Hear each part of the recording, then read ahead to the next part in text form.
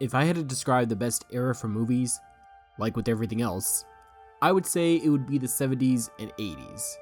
It was after all the shit in the 60s, movies were trying out different genres and styles, post-production wasn't really a huge thing, so little to no CGI was added. Star Wars began, before it headed downhill the first time. Food was better, less artificial, everyone was in shape. Everything seemed more real back then. Or maybe that was just the cocaine. After being on my watch list for years, and finally seeing how the remakes are coming for even the independent studios, I finally had to go see the Toxic Avenger. And because I only learned about it after 2012, I thought this was one of the Avengers. No, not that one. I guess you could say he is an Avenger. Only reason he wasn't in the movies was because the movie would have ended in like 20 minutes. And instead of the villains dying with dignity, it would be more this. Quick history lesson. So Toxic Avenger comes to us from Troma Studios. What is Troma Studios? It's an independent studio that started in the 70s by Lloyd Kaufman and Michael Hertz. It arguably is the longest running and most successful independent film studios out there. Some alumni you could recognize as first starting out here: Trey Parker, Samuel L. Jackson, even James Gunn. And now, even Peter Dinklage can join the Tromaverse. The studio found success when doing sex comedies in the 70s, such as My First Turn On and Squeeze Play. They became known for B-movies, back when it was a lot easier to go see those in the 70s and 80s. And Gen Z weren't around to ruin it. But their magnum opus would come with the Toxic Avenger, a movie so successful, he wasn't only a successful movie, but basically became the studio's mascot, brand, and logo. This was a Troma version of Mickey Mouse, if the mouse was willing to kill his enemies on screen. So Toxic Avenger, I thought was absolutely hilarious, but it does leave me wondering, what makes Toxic Avenger a movie beloved by cinephiles? Well, before we dive in, I should put a trigger warning because this does have every kind of exploitation you could think of in it. Okay, that's your only warning. Also this one. So we start out with the narrator explaining to us how the world has a toxic waste problem, and footage of the Twin Towers. And while the elites live in the best New York, the 80s, they dump all their chemical and toxic waste down in Tromaville, also known as a hell on earth, New Jersey. Yeah, this was filmed in New Jersey. I honestly prefer this New Jersey to this one. To describe us, it would be unbreakable, crazy, forever. Although not too far off, since we go to the Tromaville Health Club and we see everybody getting in shape and using an extensive vocabulary only Sookie would provide us. The only thing missing are the spray tans. And in Tromaville fashion, we focus on the two things that'll get your attention. Ass, titties, ass and titties. I mean, Lloyd Kaufman basically had a script from the 70s taking place at a health club. Mostly because it's an excuse for everybody to be all hot, sweaty, working it. What was I talking about? Oh, yeah. So we are introduced to some of our cast. You have Bozo, Slug, Julie, and Wanda. These are our gym rat bullies for the evening, who for some reason has a problem with Melvin, the janitor, aka Mop Boy, aka pre-Toxic Avenger. Especially Bozo, who I can only assume can only talk when his eyes are bugging out. And because media literacy is dead, I should point out, these are the bad guys. There is no redemption for them. They are evil. These two for thinking with their dicks. And these bitches are only able to get off over a dead body. No, they say it. I love the sound of breaking bones. And the car driving over them, dragging their bodies. Oh, that beautiful blood. And show that. They literally have a Toxic Avenger hit and run game. Only instead of nostalgia going through town in the Simpsons car, they just run over kids and do the 80s version of Instagram. So as an act of petty revenge against Melvin for being Melvin, I guess, not really clear why they hate him, other than that he's happy. I guess, too happy? They proceed to humiliate Melvin, having him dress up in his costume, and then doing this to him. Yo, this motherfucker ain't one of us, he said he'd fuck a sheep!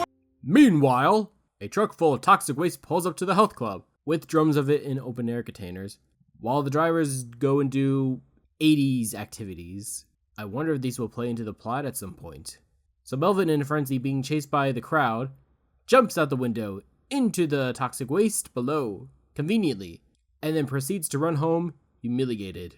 Now who's stupid, you dirty sheep fucker? I should point out that while the songs in this are decent and very 80s, there is one piece of music that they kept repeating, like within 10 minutes, over and over again.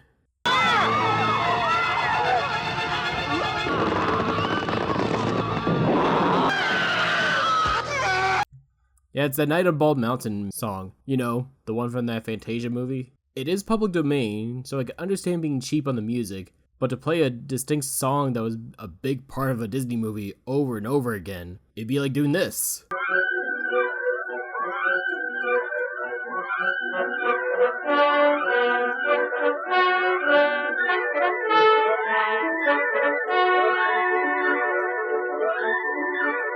They could have gone with ambient music. It could be distinctive, but not draw too much attention away from the movie.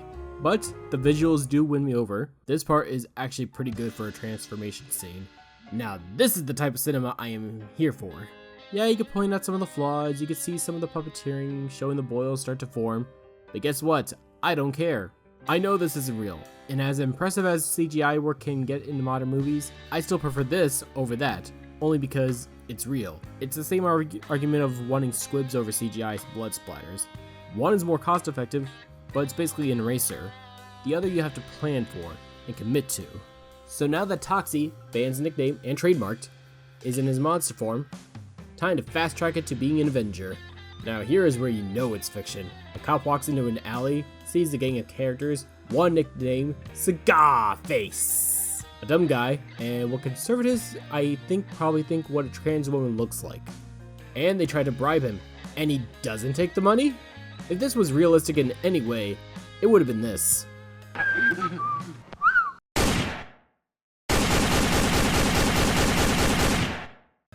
But now we see what we are in for when the Toxic Avenger, formerly Melvin, fights off the gang. We are about 30 minutes in now, and if you aren't into this movie by now, it's just gonna be more of this material from here on out. This is also another reason I prefer B movies from the 70s and 80s. Everything is experimental. There's no one saying what your movie has to include. The only rule with Troma film was get it done, fast and cheap. Other than that, you could have Hitler in your movie, you could have a random sex scene, you could have limb ripping. If you could get it done, do it. So Toxie fights the gang off, and the rescue cop reveals to the world the man who saved him, leaving his calling card. And in a weird, strange twist, he does get into fight and do good deeds, and in return, he does get kicked out of his mom's house, but now he gets to live rent-free at the dump. He even gets a girlfriend after rescuing her from some robbers at that Mexican place. Their name, not mine. And again, Troma film. These guys are irredeemable. If the attempted rape and killing weren't enough, they even shoot the dog. Oh, how I would pay good money for this sequel. But they get their just desserts. Deep fried! So Toxie's life weirdly gets better after the accident. He has a girlfriend, a place that doesn't need rent money, and he goes around helping people. From stopping the Jeffrey Epstein of the 80s, to opening up jars, to rescuing kids from the Troma hit and run game. And if you're wondering what happened to our four antagonists at the beginning, well, the girls got taken out with scissoring and a red hot ass. I said what I said. The two guys are taken out via car chase. This is giving me some RoboCop vibes, since they also did a car chase scene at the industrial plant.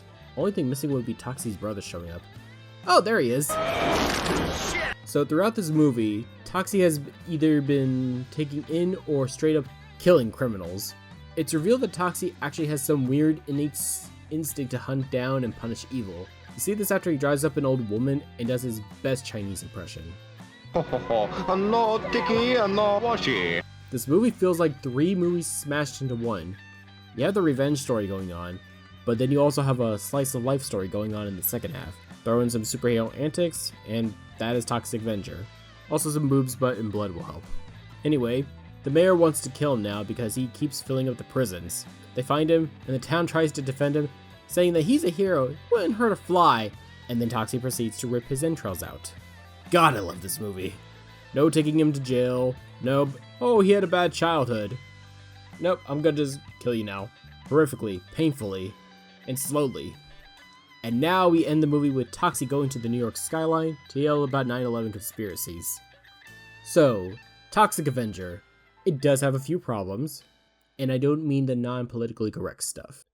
One of the problems, I think they filmed this in order of sequence. Secret of Hollywood, they don't film things in order of the movie. Sometimes they got to film the ending, and then the beginning. Sometimes someone isn't available because of scheduling, or because they're injured, or pregnant, or sick. Sometimes the strike is happening, and you have to wait half a year to continue on a project. But for Toxic Avenger, I think they filmed these in order of the movie. So normally they would have the Toxic Avenger when he's living at the dump, film all the scenes you need there. Then if you're blowing the place up, do that last. Saves you money so you don't have to keep coming back to the same location, putting the props there and whatever. But if you want to do that, okay, just gonna cost a bit of money. As for the character actors, I loved them. Yeah, these are not characters, these are character actors. Each actor basically, when they got their time to shine, they made the most of it. If you're expecting subtlety, well, move on to another video because there's none of that here. Everyone is either good or evil. There is no in between. There is no tragic backstory or twist that made them evil. You are just good or you are evil. Everything is black and white here. And as for the humor, this is 15-year-olds humor. This is a movie for teenagers that want all the cursing, all the sex, all the violent scenes strung together with a superhero movie. Now, I was never one of those guys to really say that a movie can't go there. One of my philosophies is censorship. We really shouldn't have censorship. And no, I am not talking about the we can do comedy legal type shit now. I mean, yeah, we could curse and say some weird stuff, but there is a limit that everyone reached. Everyone who worked on this movie had at least a little fun on this. From the mugging at the camera, to the stereotype they chose, to even how they got to die. It's the basic South Park philosophy of making fun of everyone, so no one feels excluded. Everyone gets their turn to be roasted. The practical effects I really love to see, only because they had to do that for real. I always admire practical over CGI. Sometimes CGI is needed, and it is impressive to look at. Other times, it feels like cheating. Since it all has to be practical, some of the mistakes are a bit more forgiven. And with how the characters are simplified, things just happening because, and the violence being from silly to, oh my god! This feels more like a cartoon, which it does eventually turn into. Toxic Avenger is not so much a bad movie, but it's not a particularly good one either. So why do people enjoy it? Few factors I could think of. One is that everyone on screen and behind the scenes are doing more out of a passion for filmmaking. While the passion is there, it can be a bit controversial. Like, one of the aspects they learned is that they need to get the nude scenes done first. Apparently this was done because the more they are on screen, the harder it is to cut them from scenes, and therefore harder to have them do this scene. Or they sometimes don't even give the actor direction when performing, and it's a scene they only do once. They are literally giving direction as it's being done, and some of these guys are even working for free. But maybe that's the key to Troma's success, reputation, and why it's endured for years, even in the digital age. Money. Yeah, they are cheap. They pay people off with pizza at 4 AM to continue working. The effects can just be cheap rocks spray painted green with a steamer below it. The story and characters can be simplified down to good and evil, and the exploitation can run rampant. But to compare that to a current movie in theaters or streaming today, ones where, because of their name, they get millions for 5 minutes of work or very little, where to supplement the salary, they have to cut corners everywhere, and afterwards, they still get fired because they didn't get immediate payout. Which would you rather watch? A movie that you feel nothing at, or one that shocks you? The movie made by committee, or the one director actually wanted to tell with a passion? A plot that you could see coming, or one you won't see coming? Probably the reason most to see Toxic Avenger and Troma films in general. It breaks from conformity.